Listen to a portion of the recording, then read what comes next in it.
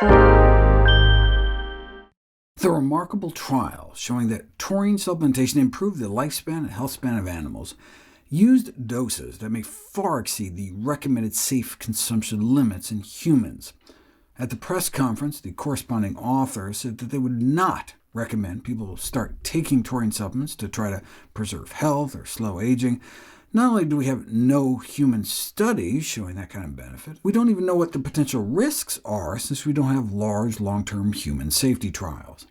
In my last video, I talked about those who might be particularly sensitive to taurine, and what happens, at least in the short term, if we exceed recommended intakes.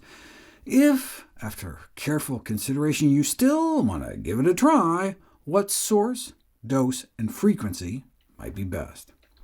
In terms of frequency, the bump in our bloodstream only lasts about 6 hours, so we'd presumably want to split doses to maintain higher levels, for example, 3 times a day, like at every meal. What dose? Well, just for context, most people get between 40 and 400 milligrams a day through their diet, so that's like a normal, typical daily dose. If our goal is to restore youthful levels, we'd want to bump our levels up from around the 50 micromole range to maybe the 100 or 200 range. Here's a study where participants got 400 milligrams a day, up at the higher end of a normal dietary dose, for a week, and got levels into that upper range. Here, a 2-gram daily dose also pushed levels into that target range, but unfortunately, studies are all over the place. Here's a good illustration of why using a blood target level doesn't work. These 10 people were given 1 gram of taurine 3 times a day for a month. First of all, see how they started all over the place, from 18 to more than 600, and after a month, most of the levels went up, but sometimes they actually went down. And this measured levels in the plasma or serum, the liquid part of the blood. Levels in the blood cells themselves can be hundreds of times higher, and levels in whole blood don't seem to correlate with levels in plasma. So should we measure taurine in whole blood? But whole blood levels don't move as much, or even in any significant amount, in response to supplementation.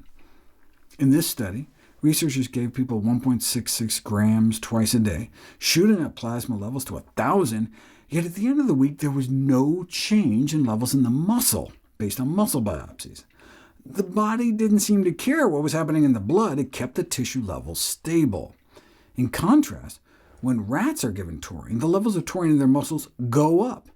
So maybe taurine is like the NAD booster debacle? You can rewatch my webinar for a recap, but remember how NAD also declined with age, and a restoration of youthful levels with supplements caused all these amazing benefits in lab animals, so a gazillion-dollar NAD supplement industry was born? But when finally put to the test in people, they totally flopped. And no wonder. In rodents, these supplements actually boosted NAD levels in their tissues, but we're not rodents, and the supplements all failed to raise levels in our muscles. So maybe when we have human trials on taurine, they'll also fail in the same way, but maybe not. For those who don't want to wait, what dose should we shoot for? We really have no idea. But from all the human trials that have been done, the most commonly used dose in the blood pressure lowering trials, which is probably the best demonstrated benefit, that also best lowers oxidative stress and inflammation, about 1.5 grams a day. So that would be 500 milligrams 3 times a day. OK, that's the dose and the frequency, but what's the best source? That's what I'll cover next.